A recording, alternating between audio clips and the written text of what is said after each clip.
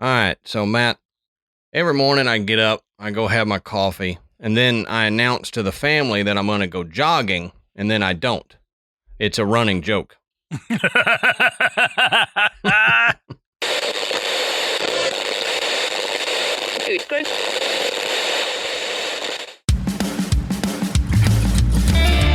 Good evening, everybody, and welcome to the Graveyard. Thank you for joining us tonight. My name is Adam. And my name's Matt. Now, pull up a tombstone or settle into your casket and get comfortable because this is Graveyard Tales.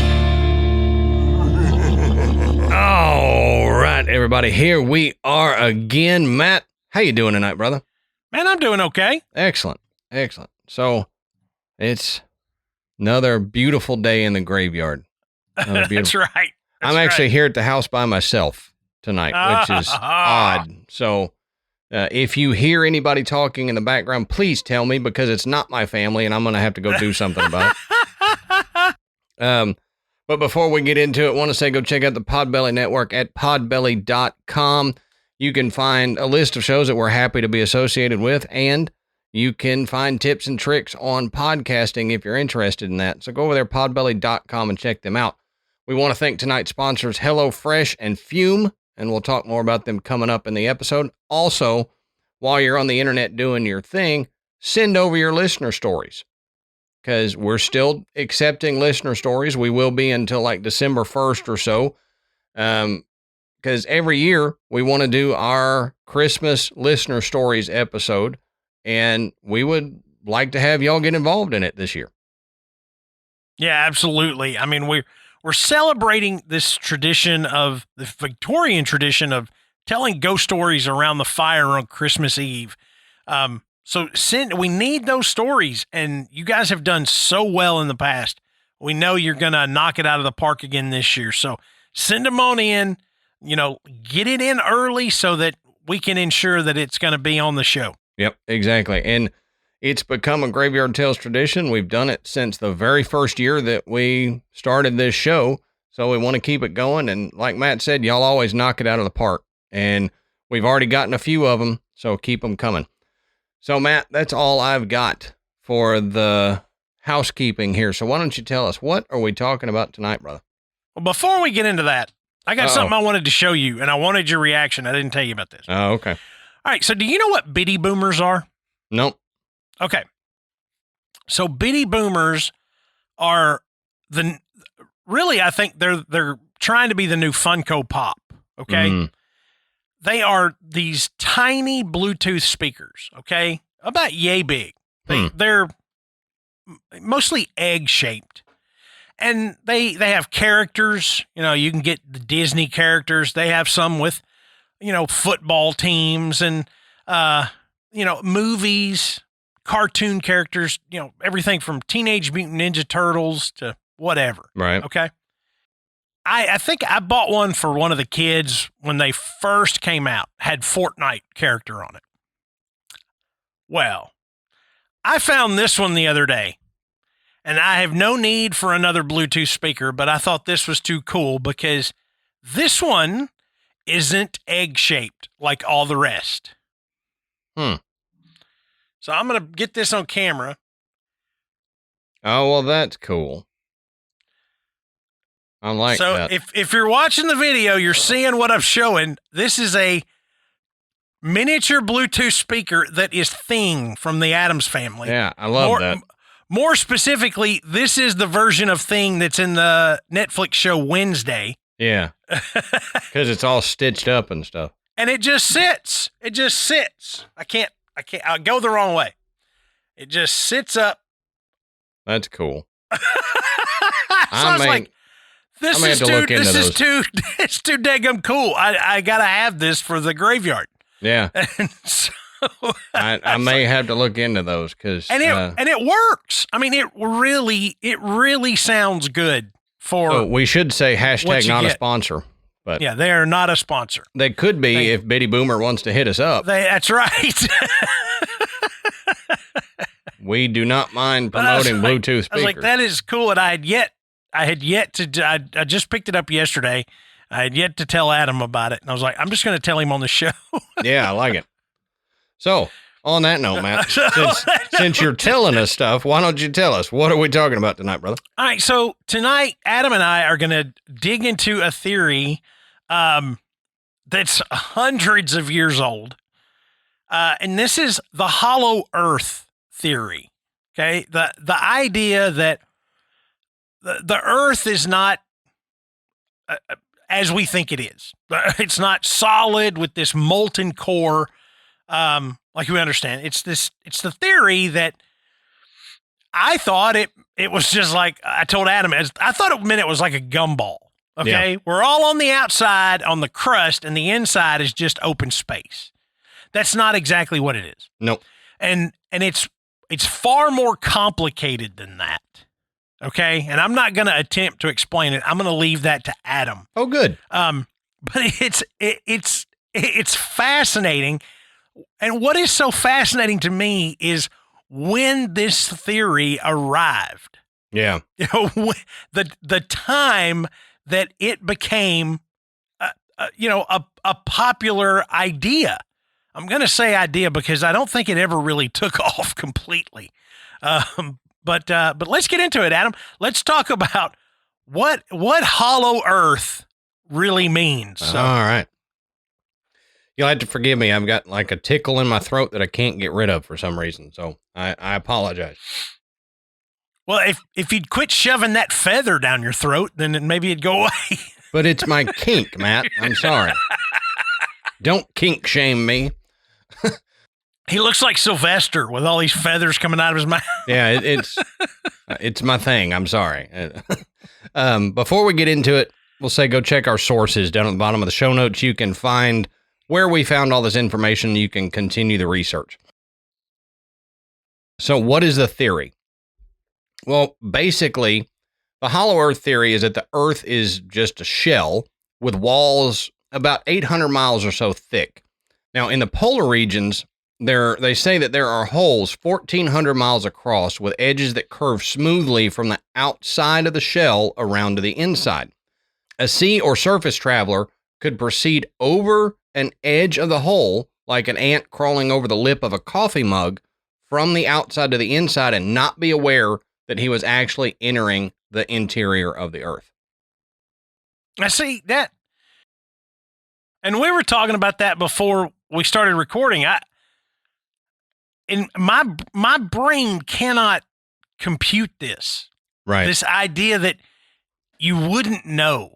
Yeah. You wouldn't realize, because I'm thinking, if you get what he's saying, essentially it's, okay, the earth's got a hole in the top and a hole in the bottom. And at first I thought, is it like a tube? So the earth looks like a giant bead, with a tube right through the center.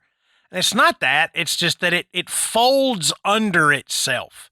And I'm thinking, at what point do they go, hey, where'd the sky go? Right. We didn't realize we went over the lip. I mean, how subtle does that got to be? Mm-hmm. I mean, I like that analogy of the ant, but I'm thinking, the ant's going to realize it's now going down instead of up. Mm-hmm. Yeah.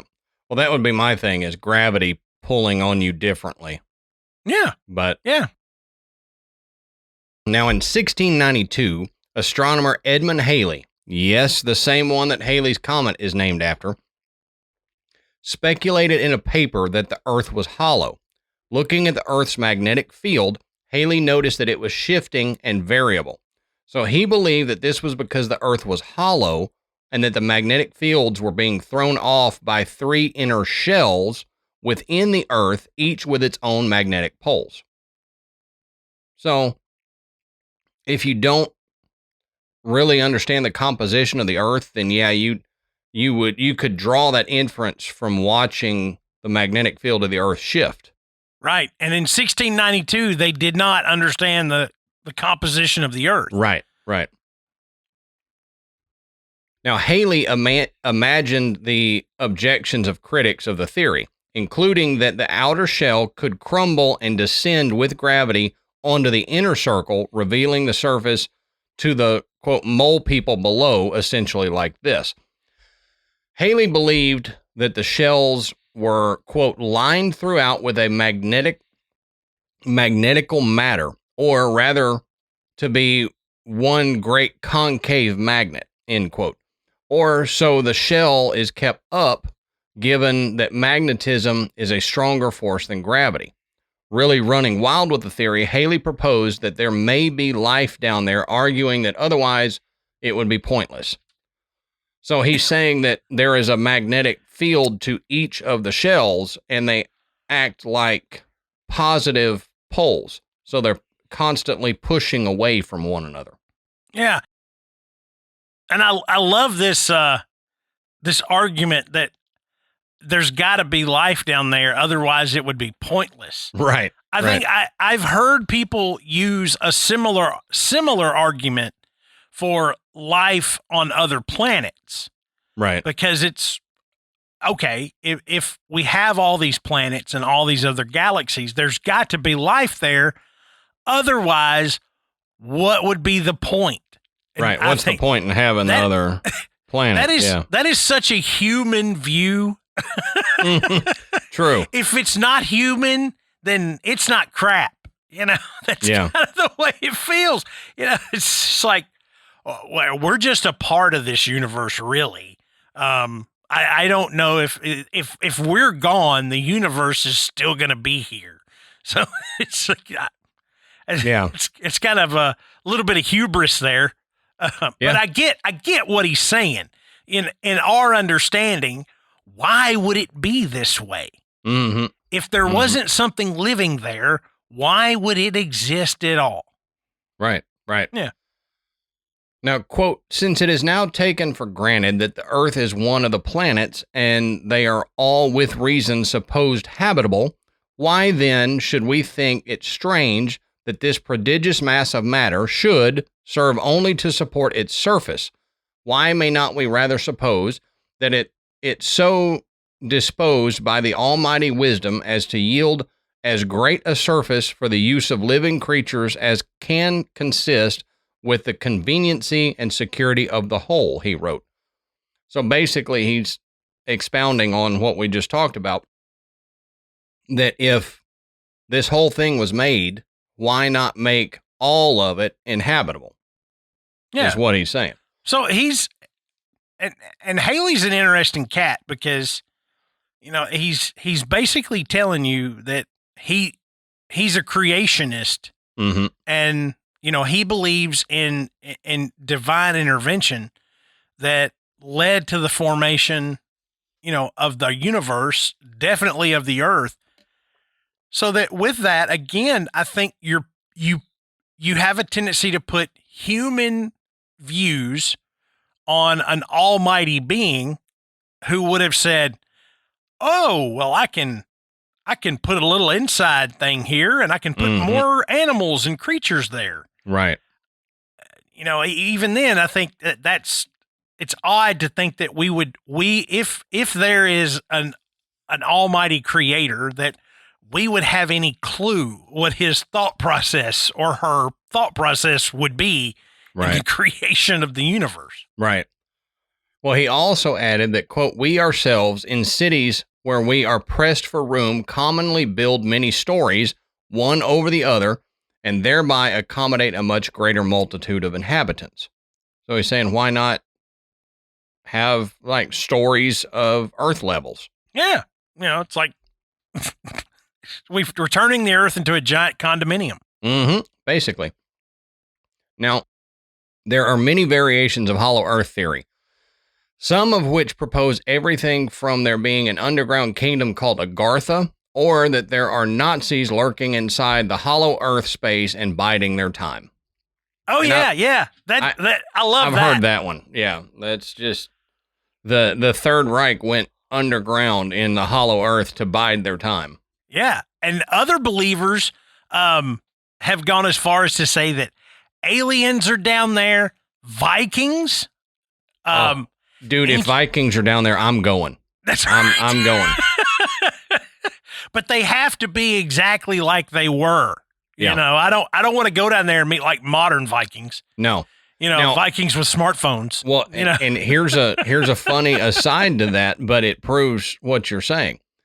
And when I told Ashley this, she said, this sounds like one of your BS stories, because I have a tendency, I'll make stuff up to her and Michael, and it's totally BS, but I say it so straight that she thinks I'm serious. This is not. This is 100% true.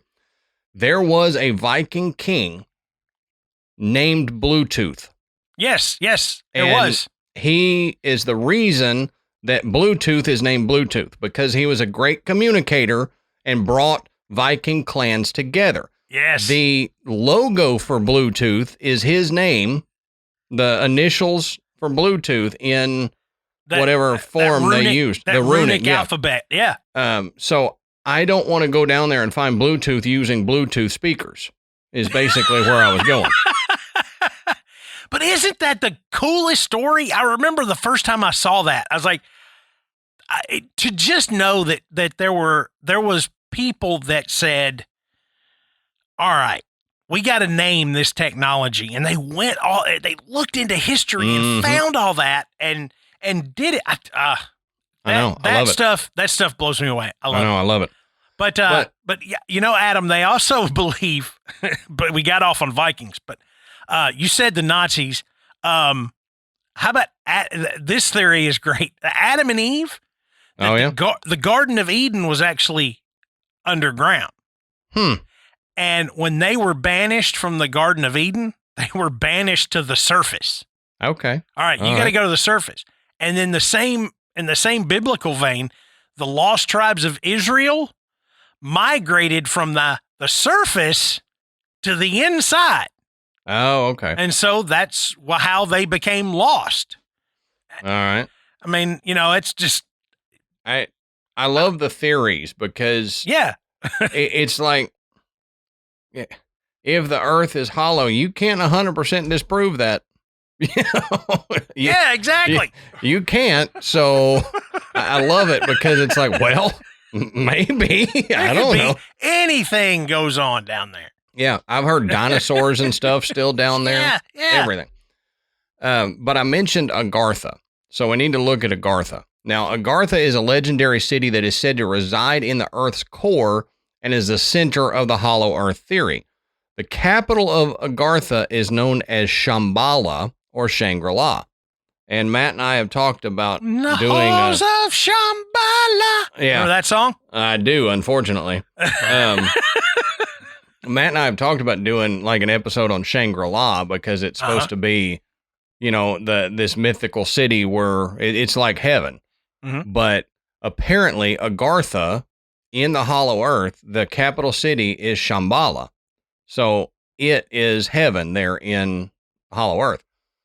Now, there are said to be several entrances to the kingdom of Agartha throughout the world. Some of the entrances are found on planetary grid points.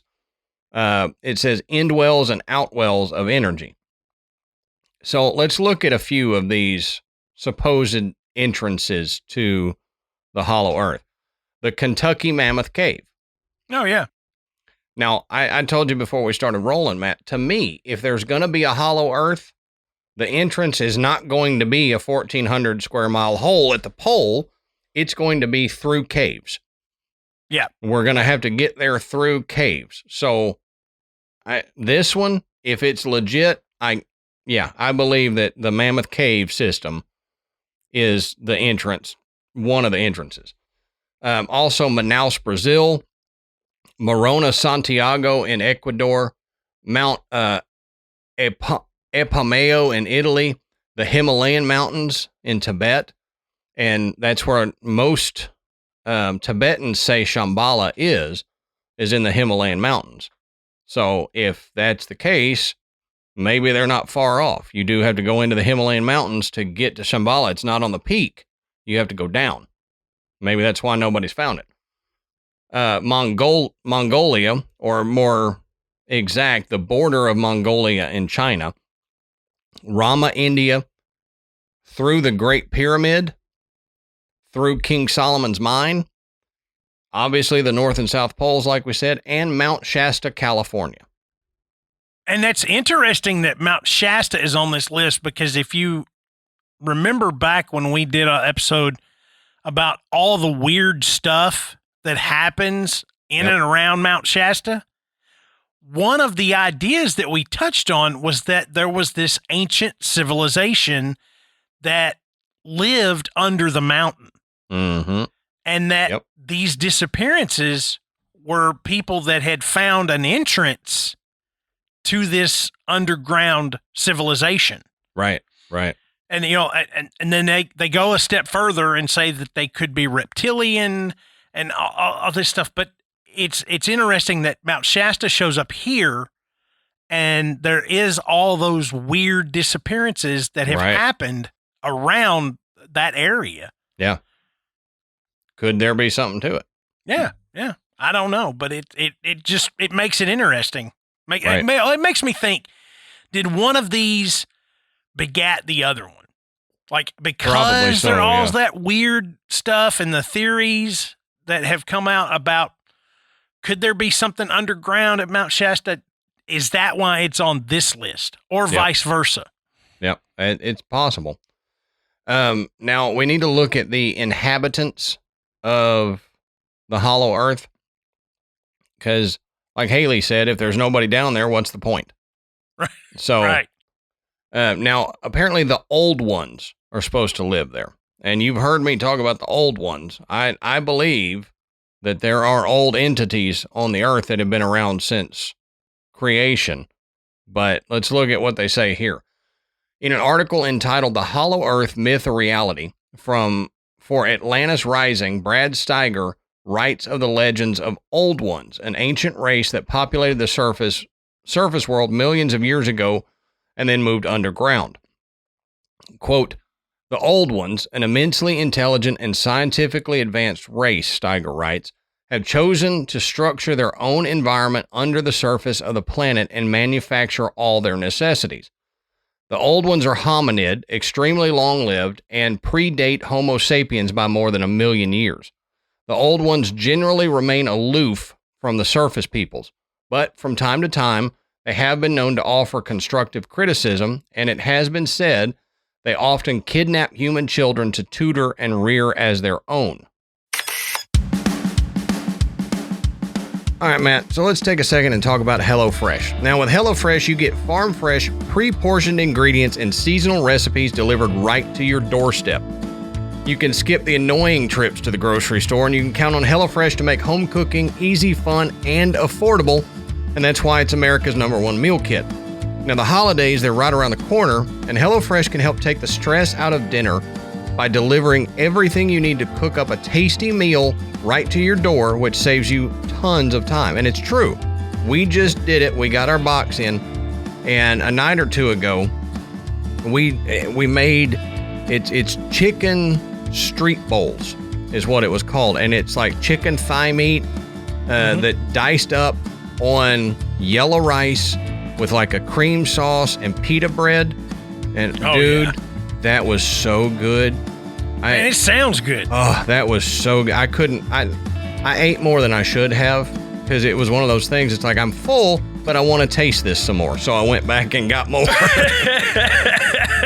I like chewing this. The holiday season can be hectic, and that's where HelloFresh's 15-minute meals come in.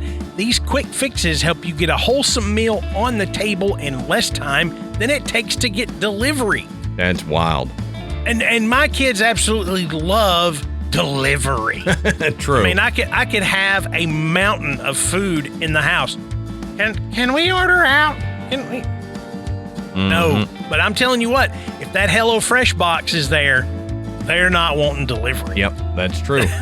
They want HelloFresh. And just like always, HelloFresh's ingredients travel from the farm to your door, so you know they're fresh. And everything arrives pre-portioned, so you can get right to cooking quickly. All right, so if you want to get on this train and help yourself out for the holidays, go to HelloFresh.com/graveyardfree. That's GraveyardFree, and use our promo code GraveyardFree for free breakfast for life. That is amazing. One breakfast item per box while your subscription is active. That's right. Go to HelloFresh.com/graveyardfree and use our code graveyardfree, GRAVEYARDFREE, and you can get free breakfast for life. One breakfast item per box while your subscription is active. Remember, free breakfast for life at HelloFresh.com/graveyardfree with code graveyardfree.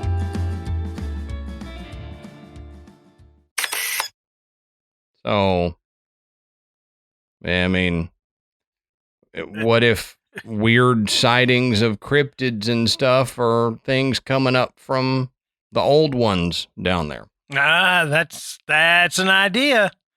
You know, well, we don't find dead cryptids. Mm-hmm. You know, Bigfoot's an old one, maybe. That's right. You know, or he comes up, he goes back down. He knows how to get in and out, and we don't.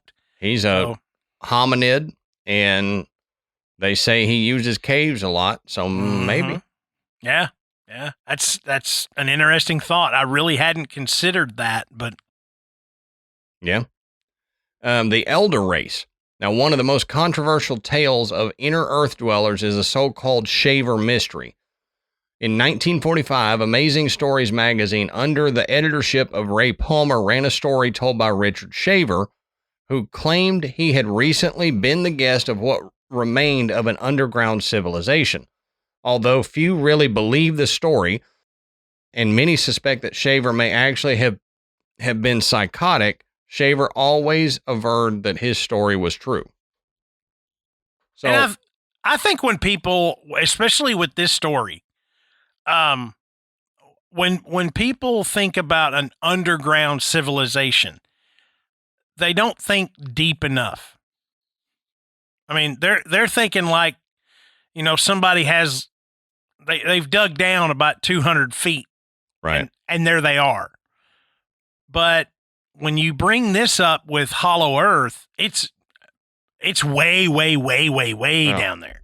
800 miles at least. Yeah. And I don't know if that makes it more or less believable, but I think the idea that there would be a race of people, essentially just under the surface, a civilization, I think that makes it completely unbelievable. I think that, I don't think anyone believes that there's people that close to us or even an elder race that's that close to the surface that we haven't interacted with yet. Right. Now, Shaver contended that the elder race, or the Titans, came to this planet from another solar system in our prehistoric past. After a time of living on the surface, they realized our sun was causing them to age prematurely, so they escaped underground, building huge subterranean complexes in which they live. Eventually, they decided to seek a new home on a new planet, evacuating the Earth and leaving behind their underground cities, populated by artificial beings, the evil Darrow, or the detrimental robots, and the good Tarot, integrated robots, and it was these beings that Shaver claimed to have met. I don't know. It gets a little out there. Yep. Now, ancient philosophy states that Agartha was first colonized thousands of years ago when a holy man led a tribe to the underground. The people have scientific knowledge and expertise far beyond that of the people who live on the surface of the planet. Buddhist theory suggests there to be a race of supermen and superwomen who occasionally come to the surface to oversee the development of the human race. It's also believed that this subterranean world has millions of inhabitants and many cities. The king of this world is believed to have given orders to the Dalai Lama of Tibet, who is his terrestrial representative. His messages are transmitted through certain secret tunnels connecting the inner world of Agartha with Tibet. So the people there are supposed to talk with the Dalai Lama, who then translates the message to us. Well, and the Dalai Lama is considered to be divine. He's God on earth. But there's that connection between Shangri-La and the Himalayas again. Right. So if Shangri-La is somewhere, or the entrance to it is somewhere in the Himalayas, then, a holy man in Tibet would be connected, to Agartha to be receiving this information from the king. It all kind of fits in like that, right. Like just a little puzzle. Right. Now, this next one is one I've heard many times and for a long time. Among the Native American peoples, the Navajo legends teach that the forerunners of man came from beneath the earth. The ancient ones had supernatural powers, but were driven from their caverns by a great flood. Once on the surface, they passed on their great knowledge to the human race before once again seeking their great sanctuary. The Pueblo Indians' mythology also places their god's place of origin in the inner earth. The inner world was supposedly connected to the surface people by a hole in the north. The ancient writings of Chinese, Egyptian, and Eskimos speak of great openings in the north and of a race of people who live under the earth's crust. These writings say that their ancestors came from the paradise land in the earth's interior. So I've heard that for a long time, that there's a lot of Native American legends about ant people and people who come from the inner earth that started the civilization on the surface. Yeah, I've heard similar things too. Just kind of, I'll be honest, I've just kind of passed over them. They're interesting legends, but when you look at them through this lens, it makes it a little more interesting. Right. Now, in India, there is an actual belief still held by some in a subterranean race of serpent people who dwell in the cities Patala and Bhogavati. According to the legend, they wage war on the kingdom of Agartha. The Nagas, according to the deep dwellers, are described as a very advanced race or species with highly developed technology. They also harbor a disdain for human beings, whom they are said to abduct, torture, interbreed with, and even to eat. So we have legends of reptilian people here, but this is the serpent people. And if you go to the east, you'll see the Naga represented in a lot of like Asian countries. There is the Naga, which is a big serpent. So it makes me wonder. I don't know for a fact. I didn't dive if that is the connection there, but it seems to be. Here's an interesting side note, I guess. So you remember Rikki Tikki Tavi? Okay, the Rudyard Kipling book. Yeah. Do you remember the names of the cobras? No. Nag and Nagina. Oh, okay. So that's kind of interesting. The Nagas, I have not come across that term before. Before we did this research, the Nagas, I've not come across that term before. So when you brought that up, that the Nagas was a race of serpent people. And then immediately I thought, oh yeah, Nag and Nagina were the cobras in the book Rikki Tikki Tavi. It makes me wonder if that's where Kipling got the inspiration. I'm sure. Yeah, it's pretty neat. I'm sure. You know what, Adam? Cold turkey is good on sandwiches, but when it's coming to breaking a bad habit, cold turkey is terrible. Oh, it sucks. Man, it is so hard, to kick a habit and just do it one day and stop the next. But it doesn't have to be that way. And we're not talking about some kind of weird mind voodoo or anything. Nobody's going to poke needles in you. Right.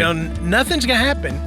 You're just going to pick up a fume. And fume is an innovative, award-winning flavored air device that helps you break your bad habit. Right. So think of it this way. Instead of vapor, fume uses flavored air. Instead of electronics, fume is completely natural. And instead of harmful chemicals, fume uses delicious flavors. We just replace what's bad about your habit with something good. That's right. And because not everything in a bad habit is bad. So you just replace that bad part and you've got a good habit. I mean, it's a habit that you're free to enjoy and makes replacing your bad habit easy. Your fume comes with an adjustable airflow dial, and it's designed with movable parts and magnets for fidgeting. So it gives your fingers a lot of stuff to do, and it's helpful in de-stressing with anxiety and everything while you're breaking your bad habit. And I know that's cool for me, the little clicky magnet thing, and then you twist it and it clicks, and that's fun. Oh yeah, it feels great. I mean, it's got a good feel, a nice weight. And it looks cool too. It's like half wood, half metal, so it's got a nice little wood grain on the end of it. And think of it like this. Think of refreshing herbal tea. If vapor was compared to sticky soda, then fume flavors would compare to herbal tea. Not as sweet and a lot more natural and better for you. So there's places that I go where we're in that building or whatever for a long time, and I can't partake of my habit. Well, I can partake of the fume because it's just breathing through this device, and it's flavored air that goes in. Nothing comes out. Nobody's the wiser, and it helps me move away from that constant dependency on my bad habit. So if you're looking to break a bad habit, then join us. Stopping is something that we all put off because it's hard. But switching to fume is easy, it's enjoyable, and it can even be fun. Fume has served over 150,000 customers and has thousands of success stories, and there's no reason that can't be you. Join Fume in accelerating humanity's breakup from destructive habits by picking up the Journey Pack today. Head to tryfume.com, that's tryfum.com, and use our code TALES, TALES, to get 10% off when you get the Journey Pack today. So go to tryfume.com. Use our code TALES, TALES, to save 10% off when you get the Journey Pack today. Now this says, while the entrance to Bhogavati is somewhere in the Himalayas, believers assert that Patala can be entered through the well of Sheshna in the Benares, India. Now, says William Michael Mott in The Deep Dwellers, quote, according to herpetologist and author Sherman A. Minton, as stated in his book, Venomous Reptiles, this entrance is very real, with 40 steps which descend into a circular depression to terminate at a closed stone door, which is covered in bas-relief cobras. So maybe there is. If there's a depression that they put steps in, and then a stone door with bas-relief cobras in it, would that be there for no reason? You know, maybe there is a cave there that people thought was the entrance to the underworld where the Nagas lived. Yeah. And speaking of these cobras, talking about India, have you ever seen these shows where they capture these cobras for people in India? Yep. And I don't know if it's like this or not. I mean, I had one of my closest friends in college. His family was from India. I think he was born in Boston, but you know, he had been to India like once, and he kept telling me how hot it was. Yeah. But it would make you think that India is just lousy with cobras. Yeah. Like everywhere you go, you better look out because there's a cobra around there. And you know, cobras they're a very unique reptile. You know, they have very unique markings and behavior, you know, highly venomous. It's just interesting that some spit. Yeah, some spit and spit far. Yeah. And accurately. So it's interesting about that is such a unique reptile on the surface would be predominantly in a country that has theoretically, something like this, right? This entrance, these deep dwellers. And again, is it, did the theory come about because somebody was walking around going, God dang, this place is lousy with cobras. Yeah. Yeah. Wonder where they're all coming from. Well, they all live underground. Oh, okay. So there's got to be something underground that's producing these deadly cobras. Right. And that could be it. Well, in Tibet, there's a major mystical shrine also called Patala, which is said by the people there to sit atop an ancient cavern and tunnel system, which reaches throughout the Asian continent and possibly beyond. The Nagas also traditionally have an affinity with water, and the entrances to their underground palaces are often said to be hidden at the bottom of wells, deep lakes, and rivers. Now, the famous Russian channel Nicholas Roerich, who was a channel for the ascended master El Morya, claimed that Lhasa, the capital of Tibet, was connected by a tunnel with the inner earth, Shambhala. The entrance of this tunnel was guarded by lamas who were sworn to secrecy. A similar tunnel was believed to connect the secret chambers at the base of the Great Pyramid of Giza and Agartha. Yeah. And maybe there is something at the bottom of the pyramid because we don't know what it's for. Yeah. We haven't exactly figured out what the Pyramid of Giza is for, so it's not a burial tomb, so right. Maybe it's the entrance to Shambhala. That's right. You ever been up close to a llama? Once. Yeah. Well, I was near a couple of them at a petting zoo one time. Mm-hmm. The next time I have that opportunity, I'm going to walk up to that llama and I'm going to go, tell me your secrets. Yeah. I was going to say, they all look like they're shady, like they're hiding something from you. Yeah. What do you know? You seen the look on their face? Uh-huh. They look like they're hiding something or holding in a fart. I don't know, one of the two. And then when I wipe the spit off of me, Right. Like, man, if you didn't want to tell me, just say no. Right. You don't have to spit on me. Spit on That's me. rude. How rude. And all of these theories, especially Haley's, they're fascinating. They're interesting. In the modern day, we can look back at it and say, well, we understand now what they didn't understand then, that this is not just highly unlikely, but most likely impossible. But the theory essentially has been disproved. I mean, we're not discussing something that nobody has ever looked into. And we've got a pretty good idea of what's going on inside planet Earth. But aside for a few mysterious and ancient structures that are lurking within, which does kind of keep this thing alive, we dig down far enough and we find evidence that somebody was there at some point. When we don't know, were they actually underground or did the ground just cover this? But it doesn't seem, the earth is not hollow. It doesn't seem that way. But instead it's made up of the crust and the mantle and the outer and inner core, like you learned in science class in school. But the first experiment to prove that the earth was not hollow took place in 1774. Not what I expected.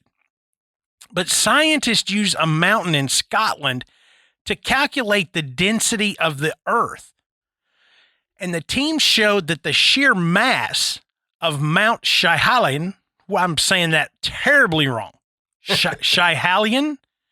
Mount Schiehallion. I've said it 3 different ways. I'll just go with you. Okay. Whatever you say. The mass attracted pendulums toward it. We know something, if the mass is so dense, it begins to have its own gravitational pull. Right. Right. Now, using this and surveying the mountain, they were able to roughly calculate the density of the Earth, which showed them it's not hollow. But since the mountain experiment, we've come up with much more sophisticated ways of looking inside our planet. And we utilize earthquakes and a technique known as seismic tomography. So when earthquakes occur, waves of energy are sent out in all directions. And by measuring the tremors from several locations at the surface, scientists can create a map of the Earth's interior. And since rocks and liquids within the Earth are of different densities, the waves move through them at different speeds, allowing geologists to figure out what type of material the waves are going through. Now, we have found some cool and unusual features using this method, but no hollow spots or mysterious underground kingdoms. Now, again, just because we haven't found them doesn't mean they don't exist. Right. But the scientific evidence sure does point to the fact that this isn't how it works. That it's not hollow. There's not anything down there. But despite that, in 2007, a man planned to go on a voyage to the North Pole to find the gateway to the center of the Earth. And he was spurred on by his understanding of the hollow Earth theory, which of course had been disproved in 1774. Now, eventually, this particular project was canceled, which the article said, much to the dismay of the ice moles living underneath. But apparently it got... Snarky much?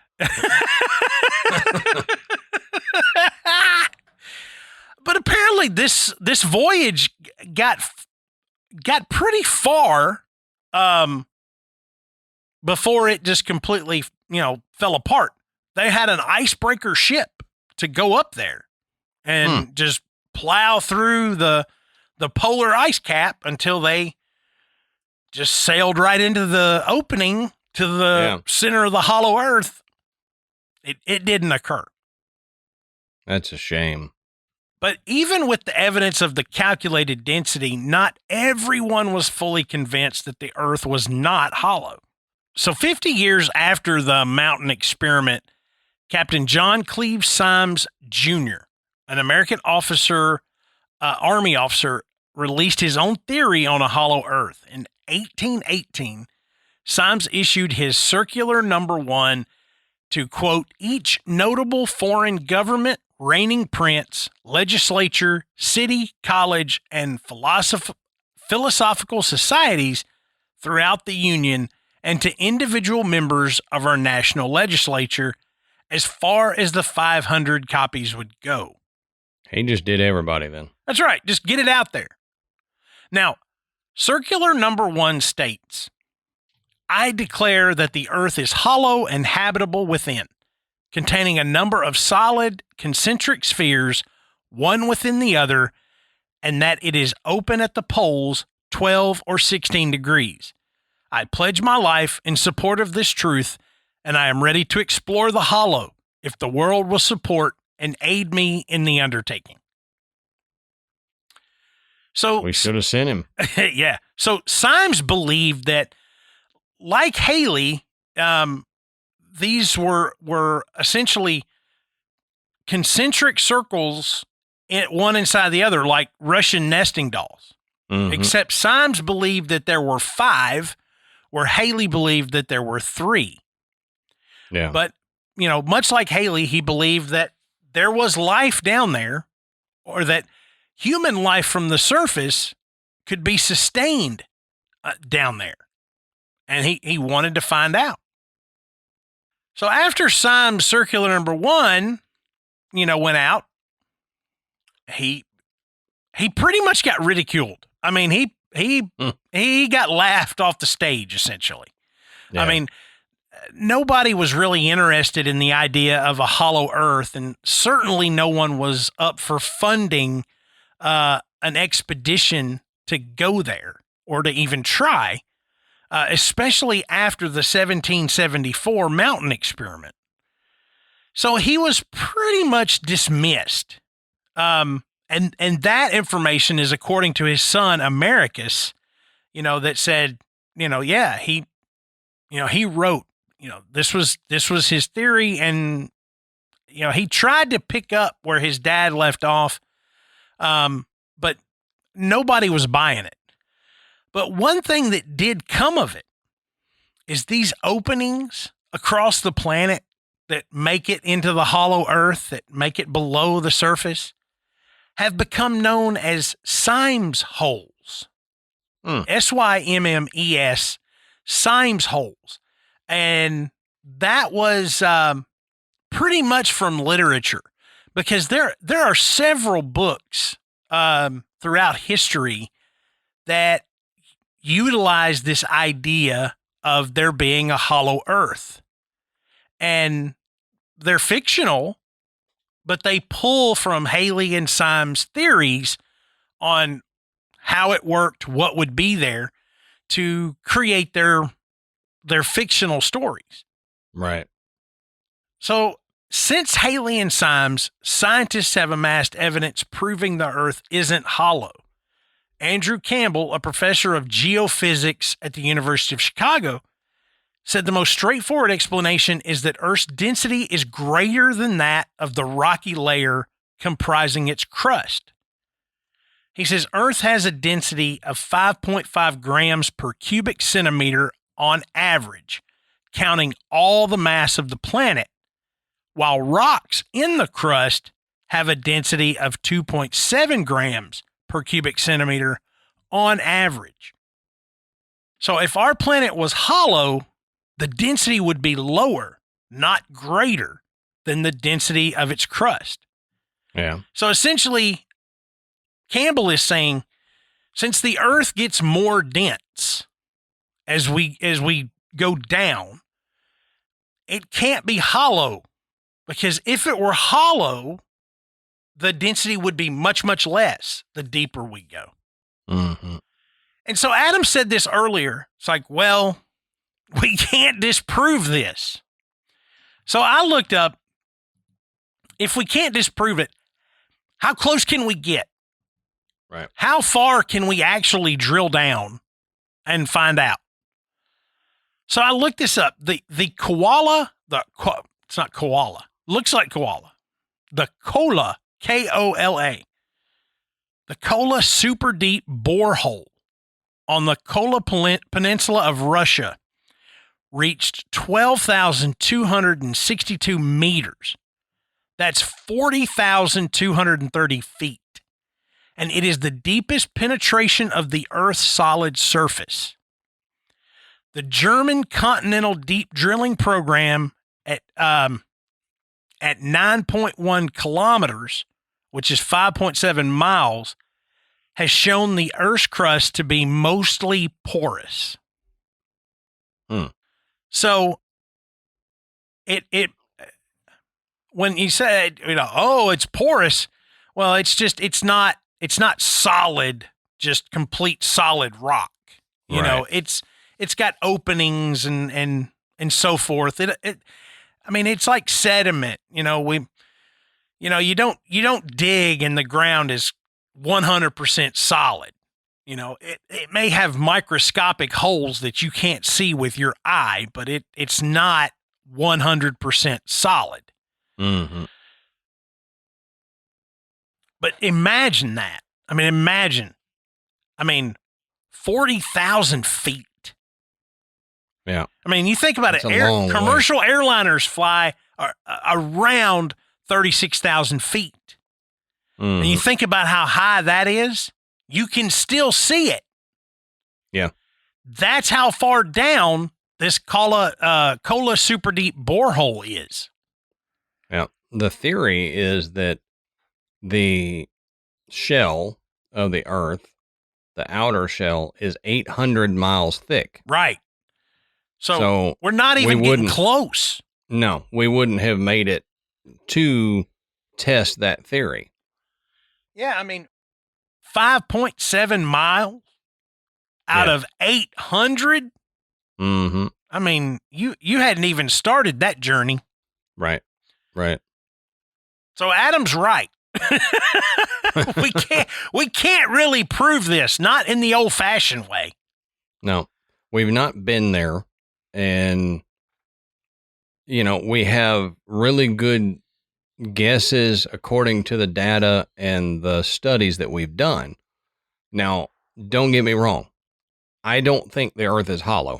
I'm just playing devil's advocate. I don't either. I'm the devil's advocate for this one. I believe that science is right on this one, that we do have a solid, or semi-solid core surrounded by magma with the crust floating on top of it. But we've not been able to penetrate down there to actually visualize it and see it. And we can't do ground penetrating radar and see it. So we don't know 100% that that's what it is. And Matt, you had said something about, well, we know it gets hotter as we go further down. Yeah. And I mean, scientifically, we know that. Realistically, we know that. But in the hollow earth vein, if you're talking about it, it's 800 miles thick. So if you've got an 800 mile thick outer crust, what if it itself goes from solid rock down to magma, and then on the inside back to solid rock? So you basically got I see an what ice you're cream saying. sandwich of magma. Yeah. And you've got 3 cores or even just one. I'm not going for the 3 shell thing. We'll just say it's hollow. And what if that's the case? And that's why we have volcanoes and stuff. We do have magma down there. Yeah. It still could be hollow, but within that 800 mile crust, you have molten rock. Yeah. That pushes up occasionally. It's like a hot pocket. Okay. Yes. You've got that nice crust on top, and as you stick the fork in, it gets hotter as it gets towards the middle. Crap out of yourself. But if you keep pushing all the way through it, you get to the crust on the other side. Okay. And it's still frozen. And so you can. That's the best way I can think of it. But I hadn't thought of that. But as soon as you started explaining it, I was like, oh yeah, this is where he's going. You go, if you can make it past the magma. Yep. Then you get to what would be the center from the other side. Exactly. Exactly. Now, again, I don't believe this, but devil's advocate, that could be the case, is that we do have a hollow earth. We do have an 800 mile thick outer wall, but also in there is magma, and that's why we have plate tectonics and everything. It's floating on this hot pocket of magma. Yep. But just like any other, theory like this, much like flat earth, there are people today that are going to tout this theory and, try to convince people that it's absolutely that way. It's absolutely hollow, and there's absolutely an ancient race of beings living underneath the surface. And, I don't know. You just got to take a lot of that with just like, okay, because there's always going to be those people. There's always going to be there. And whether they really believe it or not, you can't really tell. Some people just love taking the opposite side, Sure. I think there's a lot of people, they say stuff like, yeah, I'm a flat earther, just because they know it'll bug another person. Yeah. A round earther. Yeah. So I don't know. It doesn't look that way scientifically, but it certainly is an interesting theory to discuss, because as you can tell, from everything from dinosaurs to Nazis, living down there, all bets are off when you open up the idea of the earth being hollow and how people could have gotten down there without even realizing it. Right. Maybe they started down there. Yeah. And then they came up here. We're the product of the people that said, hey, let's see what's going on up top. Yep. Exactly. Hey, it's not so bad up here. Let's stay. Like what the Corpse Bride. I always quote this when I hear anybody say upstairs. I'm like, upstairs? Oh, I didn't know we had an upstairs. You know? Lord, I have seen that movie so many times. So you know exactly what I'm talking about. Yes. Upstairs? Oh, I didn't know we had an upstairs. You know, the only one of those movies I haven't seen repeatedly is Frankenweenie. Oh, yeah. And, you know, there's that whole theory that Frankenweenie, Corpse Bride, and then The Nightmare Before Christmas. Right. It's all the same person. Yeah. Yeah. And then just a backwards telling of it. Yeah. That's pretty interesting, too. But we're not going to get into that. So tell us what you think. That's a theory for a Patreon. That's right. Tell us what you think about Hollow Earth. You know, do you think, maybe it could be, or you think, this is just more fluff, more digging up these ancient ideas, these old theories. Let us know, and the best place to do that is in our Facebook group. Just go on Facebook, search Graveyard Tales. You'll see our group and thousands of members sharing fantastic stories and points of view, and even asking for help, telling jokes. It's one of the best groups out there. Then you can slide over to our website, which is graveyardpodcast.com. There you can listen to the show. You can find links to purchase Graveyard Tales merchandise, and you can become a patron. And thank you to everyone who has donated to the show. It's how we keep this going for you guys, and we sincerely appreciate it. So, the earth is not hollow. Maybe it is, though. Until next time, we'll save you a seat in the graveyard. See you soon.